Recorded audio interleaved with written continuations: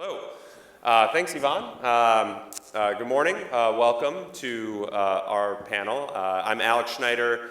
I am adjunct faculty at Kellogg. I teach our Entrepreneurship Through Acquisition course. I'm a partner at Clover Capital Partners, which is an independent sponsor focused on food and beverage, and an investor and advisory board member at NextGen. And the panel that we have today and the people that we've assembled, there have been a couple working titles for this panel: Working with the Owner, An Anatomy of a Deal. I think the goal of this panel is to give you a little snapshot into one transaction.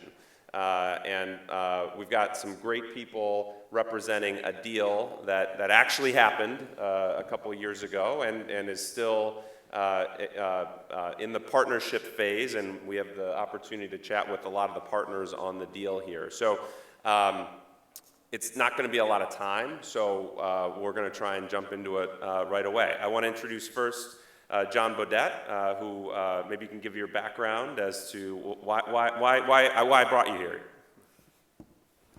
Very good. Thanks, Alex, and good morning, and it's a pleasure to be here.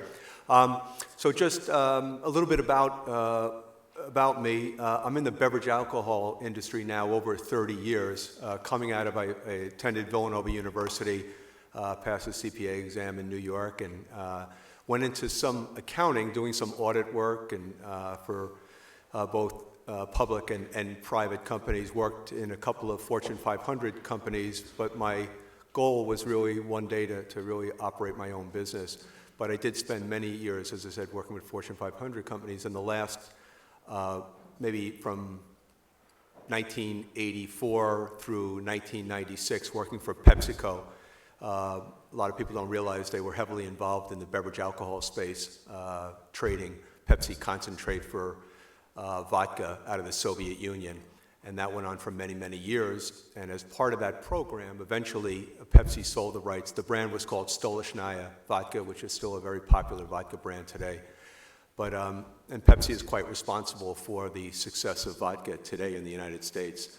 When you go back to the years that they were creating a market for vodka back in the 70s and 80s. Anyway, when Pepsi sold the rights to Stolichnaya after the Soviet Union fell and they didn't need the counter-trade program, it was at that point I held a position of CFO for the import and distribution company that they used for Stoli. And at that point, rather than go back into the Pepsi system, I was able to work out a deal with two other partners. They were silent partners, former Pepsi executives, that helped me effectively take over the division and create a new service model. That was the goal, a service model that would be available for new brands that would be entering the space, the beverage alcohol space. And that was really predicated on the internet coming along in the late 90s, and that there were thousands of brands around the world that wanted access to the United States, but it was a very, very difficult challenge for most of them. So anyway, for maybe 22 years, we had built a successful service company, again with my partners who were not active day to day. And then a couple of years ago, through a mutual contact, I had the opportunity, and very grateful for it, to have met Gabe Barkley, who was interested, as many of you are in the room today, in potentially a transaction. He was doing a search, and having met Gabe through a mutual friend, I think that was a great opportunity for both of us. And when he called back later, I certainly took that call. And we had received many, many calls from folks who might be interested in MHW. We had no intention of selling. But anyway, it was, I guess, 3 years ago when we first talked about it, and then things moved from there. But I'll turn it back over to Alex, and I'm sure we'll touch on some of those conversations and how that process went later. No. So we have the opportunity to have a business owner here who's not really looking to necessarily transact. We've got Gabe Barkley here.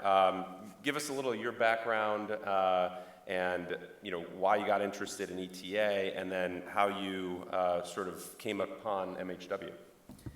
Yeah, thanks, Alex, and thanks everybody for being here. So my career started in beverage alcohol, actually in a little wine retail shop in Dallas, Texas, and it started with a sort of ETA-like opportunity. a business owner who was nearing retirement, who was looking for a succession plan. And I was able to really take an opportunity in a retail business with a private client storage business, so being able to sell product into a nice recurring revenue business really early in my career, and have a chance to really negotiate a first right of refusal to buy that business right out of undergrad, which is a great opportunity for me, and a great exposure to beverage alcohol. So that obviously came back later. But I decided not to pursue that transaction and moved into consulting for several years. Also stayed connected with beverage alcohol through a startup in the space. And through that startup, we actually were using a company that is similar to, but a smaller competitor of MHW for some of our services. And after business school and having met John, I knew about the space a little bit, and I was looking at a company out on the West Coast that was a service provider to alcohol, and I reached out to John originally just to pick his brain, because I knew that they were not interested in a transaction, but we were able to really connect over that conversation, and the results of that we're happy to share a little bit more about today. Great. And then, through, as you're looking for investors, you chose the incubated kind of model. Just give us a few kind of notes on sort of why you chose that. And, we've got one of your investors here, Daly, but kind of give us a sense for why you chose that, given, some of your experience. Yeah, so I decided to partner with NextGen Growth Partners, and the reasons that I really thought about doing the search were to put myself in a position to operate and lead a company. And I wanted my search sort of investor base to reflect that in a way that I felt would be most helpful for me. So I didn't have any transaction experience before business school, and I was able to look at the NextGen team and see some resources that I felt like could really be helpful. I also wanted to make sure I was surrounded by a group of investors that were going to pick up the phone and really be valued partners for me in my search, and who I felt like would have my best interest at heart and had some element of trust that I could build up, because that was really the most important thing for me as I thought about the process. And I was able to develop a relationship with the team at NextGen, and I really felt like those things were true, and that has really played out, and I've been really, really happy with that decision. So you've got the confidence with a firm like NextGen behind you, or investors, period, if you were going down a traditional search.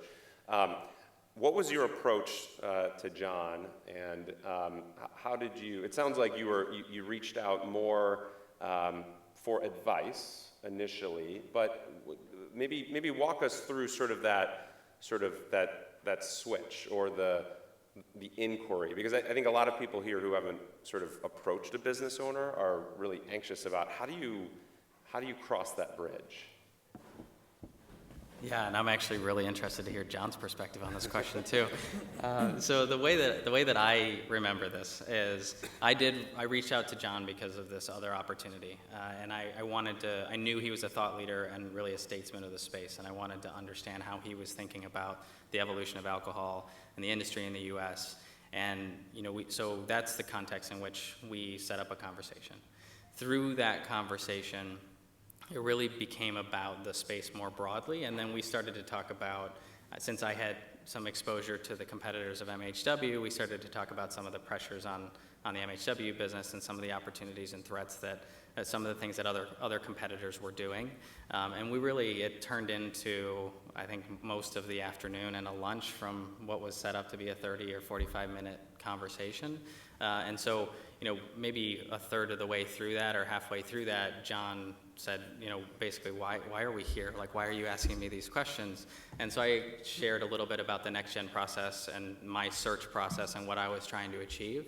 And really the conversation blossomed from there into whether or not there could be a potential partnership between us. And that's the conversation that really, so we kind of ended it on maybe there's a little bit of something to explore here.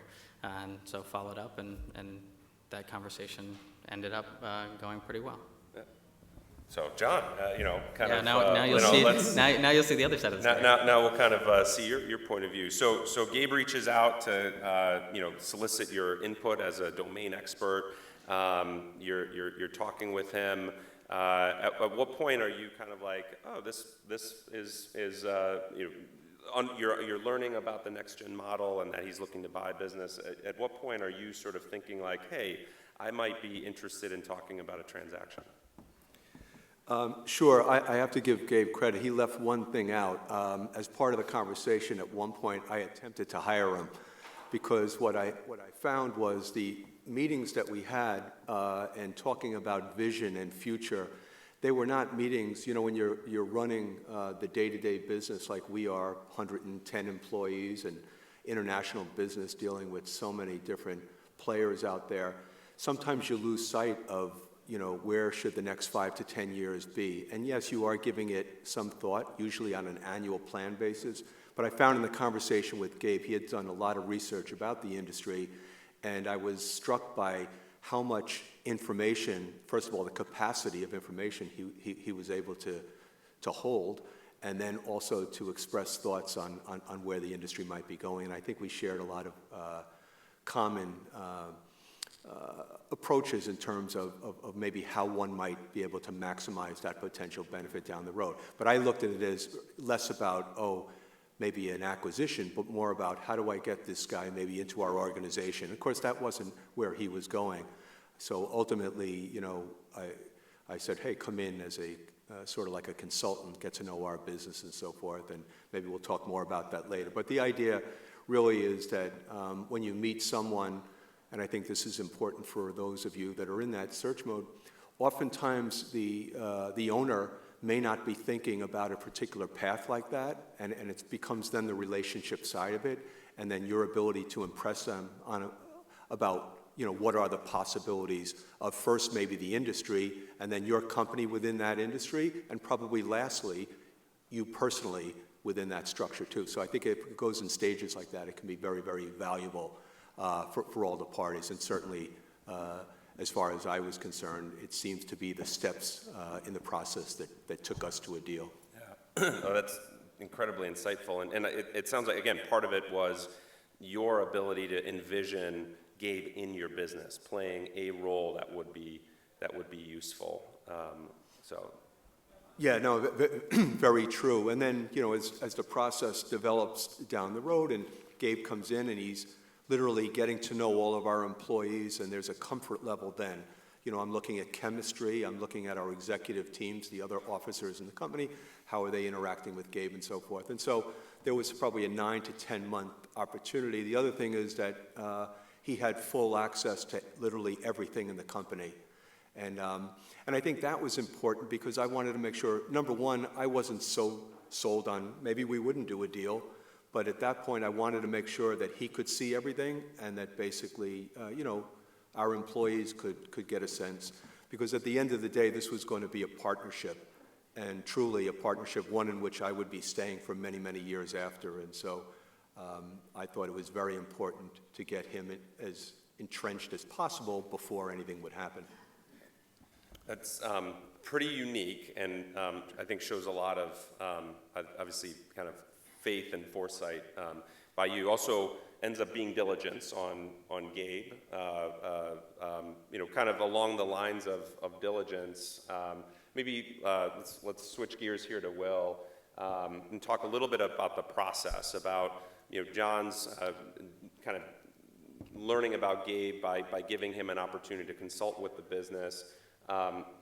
When did Gabe bring this deal to sort of you as an investor, and what were the things that you liked about it as an investor? Yeah. So my brief background, most of my career post-business school was spent as an operator, not an investor. And as I transitioned out a couple of years ago, I decided to spend my time investing in and advising either searchers or traditional private equity investors. And along that road, I got involved and met the team at NextGen, got excited about the model. And as Gabe was the first entrepreneur in residence searcher at NextGen, I was able to engage with him early in his process, before even identifying this deal, get to know him a little bit. And then as he found the MHW opportunity, a lot of things came to bear on that thought process as far as I was concerned. First of all, his experience, his previous industry experience, as he mentioned. Second of all this information he was gathering about the company and John and what it might be like to work there, the team, what had been built. And all those things were really important pieces of information for me as an investor. And then, just talking through some of the risks of the business, and as we talk more and more about it, it's just the case that John built a great business. And that was something that was easy to get excited about, and having Gabe's expert sort of industry lens on it made that even easier as an investor.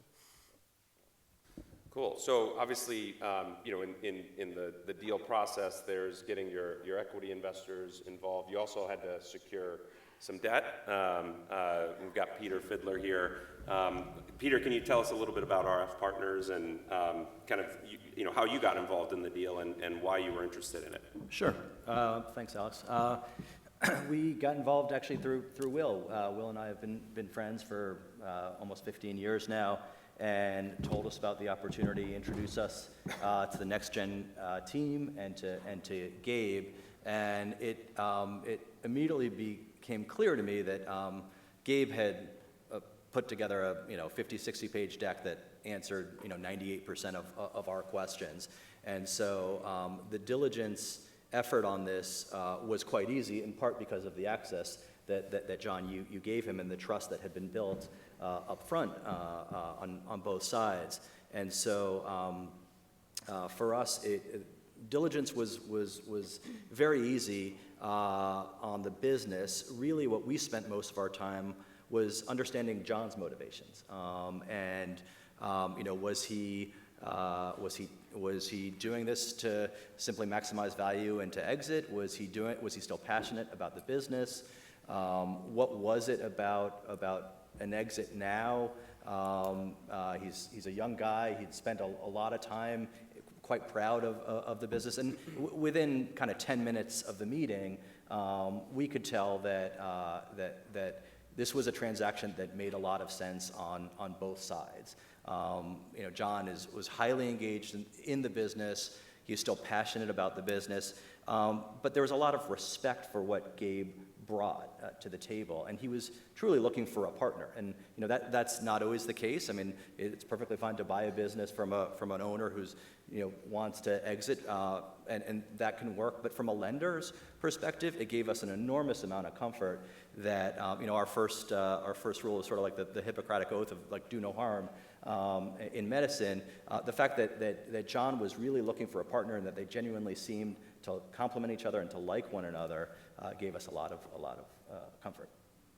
Well, that's great perspective. And obviously, once you go from the search phase into the deal execution phase, the searcher becomes a quarterback, sort of managing information to investors and to lenders, and leveraging the expertise of other advisors. On the end here, we've got Kimberly Smith from Katten. Tell us a little bit about Katten and your role in the process in supporting Gabe. Sure. So Katten is a full-service law firm headquartered here in Chicago with offices in all of the major U.S. metropolitan markets, as well as London and Shanghai. And we have a significant private equity M&A practice representing the investors, committed capital funds, and many searchers and independent sponsors. And so we had the privilege of representing Gabe and the buyer in the transaction. And the majority of our work fell into two different buckets. First, legal diligence, and then secondly, the negotiation and preparation of the deal documents. And as part of that second bucket, working to execute on the closing and get everything across the finish line. So focusing on diligence, there are certain questions and exercises that we go through on all of our transactions, boxes we need to check. Is there any pending litigation?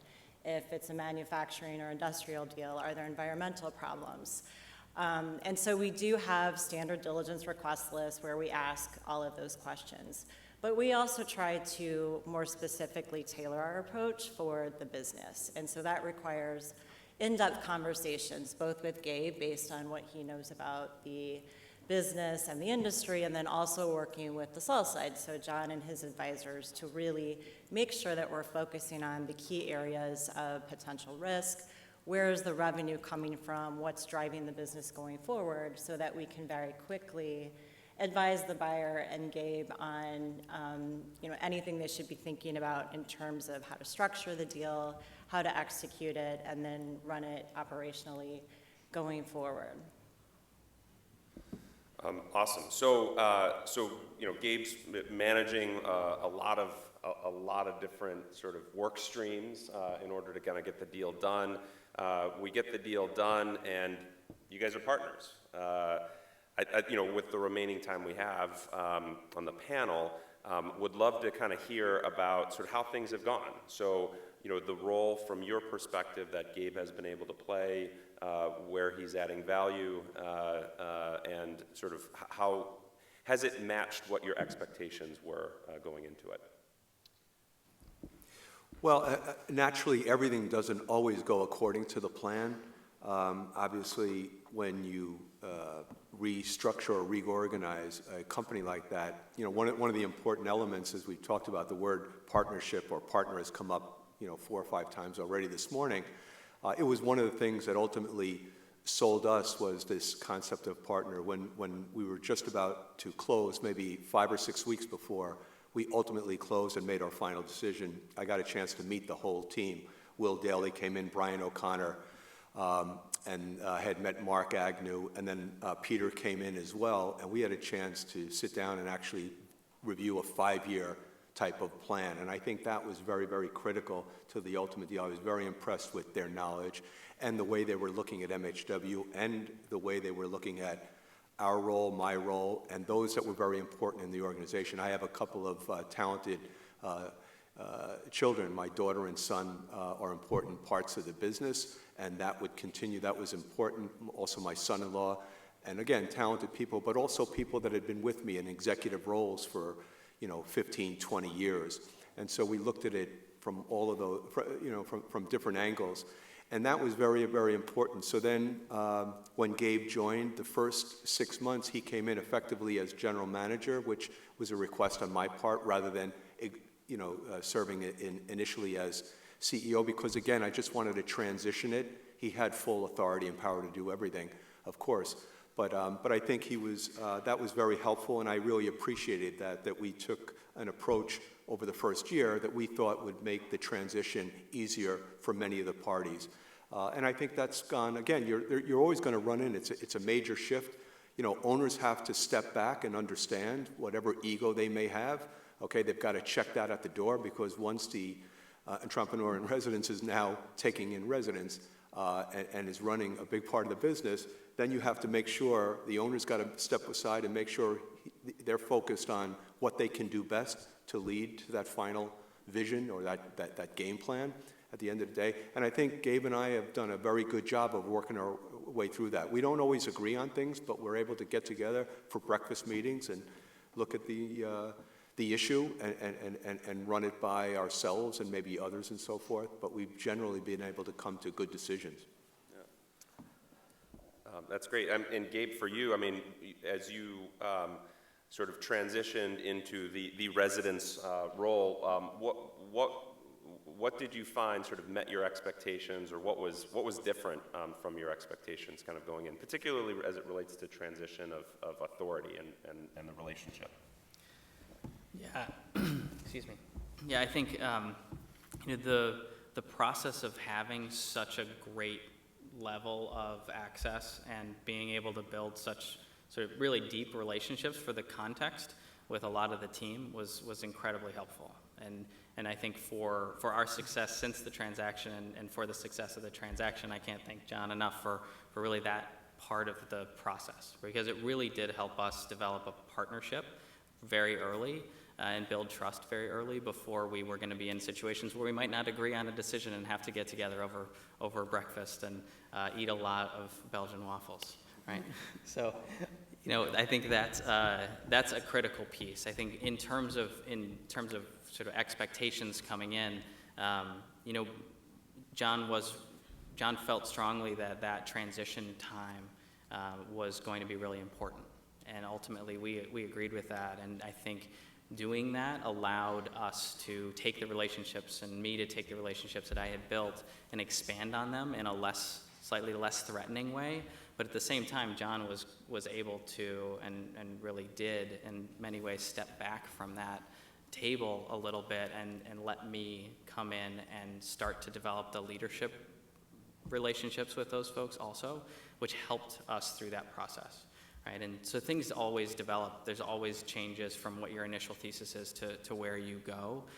But what helped us get through a little of those things, and there were small bumps in the road ultimately, right, is the relationships that we'd been able to build both before the transaction and after the transaction, and the relationship between me and John and our investors and the partners at this table who all helped contribute to that.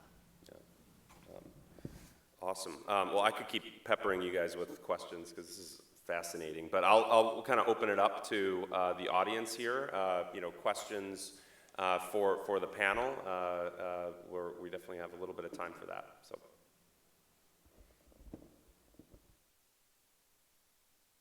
Or I can keep going. Yeah, just to tag on that last question.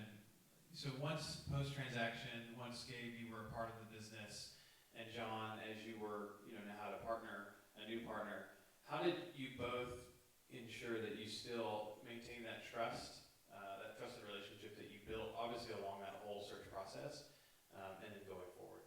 Day-to-day kind of lessons learned. It sounds like there were some small bumps in the road. How did you guys handle that? Well, I'll start and maybe hand it over. I think it's communication. Communication really solves most potential problems. And as Gabe alluded to, the Belgian waffle thing, that is among my faults. I do eat a lot of Belgian waffles for breakfast. But I'm usually happier after it, and I think he's figured that out, and he gets what he wants. But anyway, but the answer really is it's very simple. It is communication. You got to keep the lines of communication. You don't always agree on stuff, and if you let it fester inside or something's bothering you, then it tends to add more aggravation later. The sooner you can communicate, and Gabe and I have gotten much better at that, is that if we don't agree on something, we can just bounce it around and sometimes go to a third or fourth party and have them weigh in as well. So that would probably be my simple answer. I think that's exactly what I would say. I think if we look back at, we're now in this part of our partnership for 2.5 years and if we look back at, every relationship ebbs and flows, right? But if we look back at times where there was friction, it's always because one of us wasn't saying something and just getting it on the table and talking it through. And as long as we continue to do that, and as we look back at the times where our partnership has been strongest, it's when those things are out on the table and we're constructively communicating with each other to make sure that we're on the same page. And sometimes it's not even about disagreeing on something. Sometimes it's just about not knowing where the other person sits on the decision. So as long as we continue to communicate, and as long as, frankly, with each other and with our team and with our investors, it helps alleviate a lot of those challenges.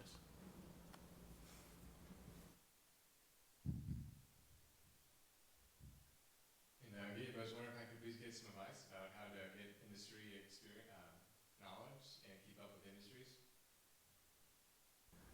Sure. I think I had a little bit of a jump start having actual sort of little operating experience in the space. I don't know that there's a great way to exactly replicate that, but I think as you're searching and have areas of interest, being able to, as you dive deep somewhere, going beyond just the first layer, right? It's easy to read an industry report. It takes a little bit more to go to a conference and actually have conversations with companies in the space, but also customers of companies in the space, I think is a great way to get insights.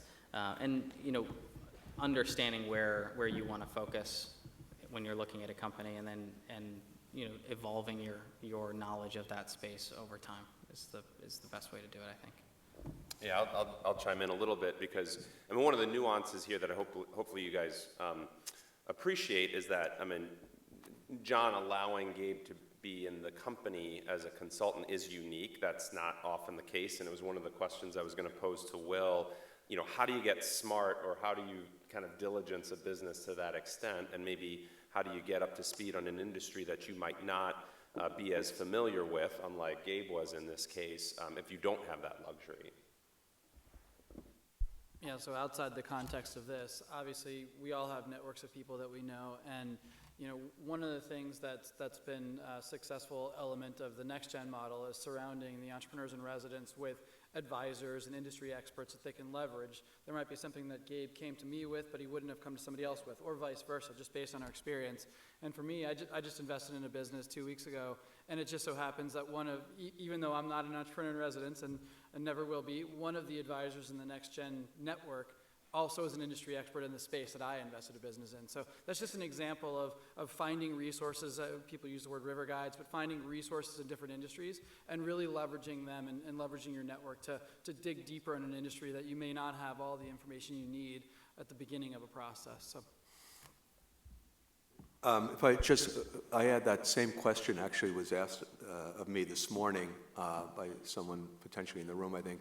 I'm a big believer, if you're doing a search and you have a particular industry in mind, most industries will have at least annually one major national show, whether it's domestic or foreign, and those are incredible opportunities because typically as a business owner or an executive of a company, everybody that goes there has now effectively checked out a little bit from their day-to-day, and they're in a much different mindset.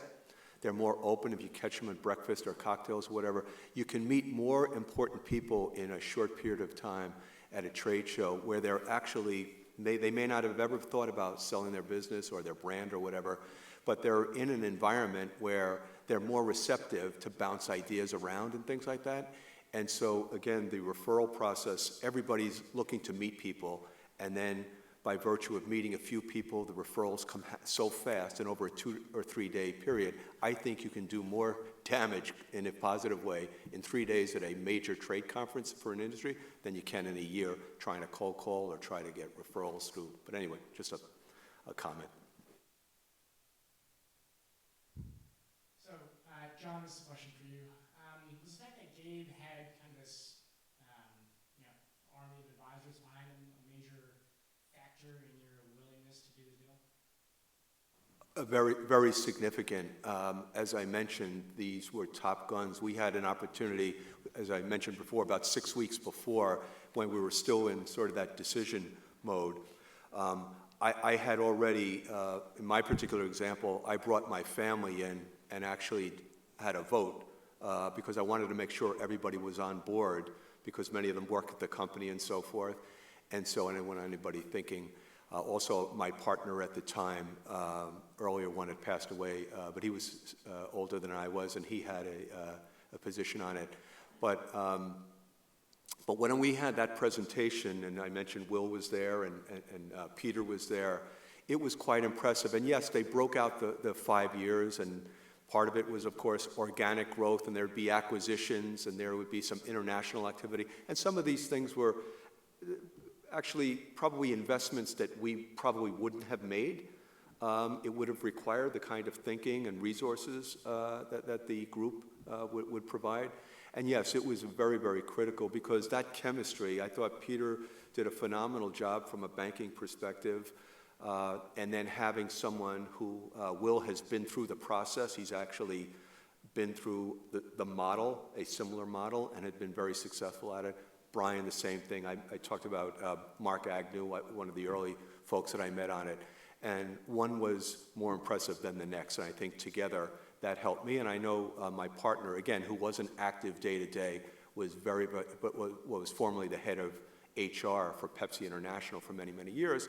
He also had a chance to meet these folks, look at them, eye to eye, and I think it helped greatly in the process. Naturally, Gabe did his part, but I think it was very nice for him to be able to say, hey, it's me, but look what I've got around me. And the assets and resources I thought were quite impressive. Yeah, I mean, just to add to that, I mean, I think one of the benefits that I didn't talk about with NextGen was it wasn't just about during the search process. It's about, I mean, one is it was nice to be able to say committed capital to John. I'm not sure that we would have been in that situation if there was that question about certainty to close. But the other piece was being able to show off the NextGen team a little bit and bring all of that expertise and resource to bear in that situation pre-close, but also for John to know that it was going to be there after and to be able to help us as we partnered to grow this company with the two of us, but also other partners in the NextGen team. So question, it sounds like there's a really good chemistry here between John and Gabe. I'm the typical situation for transactions. So I'd like to refer to Peter and ask more about the due diligence on the buyer's incentive, so the seller's incentive to sell, and is there a structure compensation that goes along with it to align incentive, for the exit basically of the deal? Can you repeat the question? Yeah, so is there a structure compensation that goes along with the due diligence on the seller to sell? So did the seller do any diligence? So Peter was speaking about how they wanted to validate why John wants to sell. Yeah. Right, so there's that aspect, but you also put in place a structure compensation, an exit plan, to align John's incentive. Okay. To make sure that the business is actually Sure. So maybe putting in my own words, how was the transaction structured in such a way to create effective alignment of interest through a transition and then ultimately kind of beyond? Yeah. Okay. Yeah. I can speak from my perspective. It's more of a next-gen topic, but we took a lot of comfort in the fact that the sellers were rolling 25% back into the deal.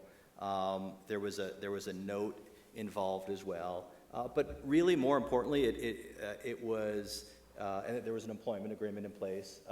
But you could tell it was the conversation we had, and it was understanding what John's objectives were, what he wanted to do post-close, and spending time with him, and it was sort of seeing his passion for the business just as much as anything we did, structurally, from our perspective. Yeah, I don't know that I have anything to add to that. Peter talked about all the structure stuff, but I think from the moment I met John and through sitting here right now, he's always been all in. So he's been excited about the next stage, and I think part of the reason he's talked a couple times about the network around Gabe is because he's excited about what the business is going to be and what it's going to look like when we all eventually exit down the road. So that's been the case always, so not too hard to get comfortable with that. The Knicks do need a good three-point shooter, though, so that's one thing we've been worried about. But your Bulls could use a little help too, so I'm not going to go there. And just to bring, I think attorneys into the conversation. Ideally, the deal is on the business side, and obviously you need sort of, people, I think, to document and just make sure that sort of things are on the up and up. But ideally, these kinds of partnerships, they're documented, but they're kind of put on the shelf and don't necessarily need to be revisited. But again, I do want to highlight that this is a unique situation in that you guys both had an opportunity to do a lot of diligence on each other to make sure that you were the right partner. And that's just on that, I have to give Kimberly's firm a lot of credit too. We used a firm, that basically that process, I thought they did a phenomenal job. It didn't take an excessive amount of time. I think the communication lines between the law firm went very, very well, and that really helps a lot because so much of the process, remember, you're still running a business and you're managing day to day, and you're worried about you've got competition all over you and things like that, and I never felt that type of pressure where we would take our eye off the ball, so we were running as fast as ever, but able to still get it done, and I think that's a tribute to all the parties. If you're the owner and they make it, I guess, not easy, but certainly they set things in such a way where you can stay focused, continue to add value to the business, and then at the end of the day, everybody was on board of what could this business be in 5 or 10 years if everything is done right. And but anyway, again, I've only really had a chance to say that now, but I thought Kim's firm did a great job. Our clients are often buying from founders and entrepreneurs who will be a part of the business going forward. I remember one time talking to a guy here in Chicago who runs one of the big private equity funds about the possibility of working with Katten, and he told me a story about a time he was working with another firm here in Chicago, and he said they were so aggressive with the other side that by the time the deal was closed, and they basically presented me my future CEO's head on a platter, they had torched the relationship. we get how this works and how important the sellers and founders can be if they'll be involved in the business going forward, and really try to find that balance between zealously representing our client and helping them get the best deal they can, but also keeping the process on track and doing what we can to make sure we're not only not damaging the relationship, but also continuing to improve it and keep things on track. That's a great point, and I think one that I think we should kind of hit on a little bit here while we have a little bit of time. But the two of you are trying to develop an ongoing relationship, and yet it's a real negotiation.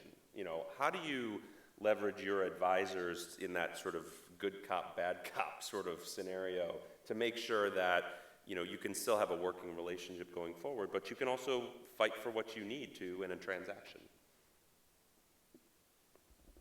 I mean, it's challenging, right? I mean, I think it all does go eventually back to communication and just being straightforward with each other about what needs to happen and why.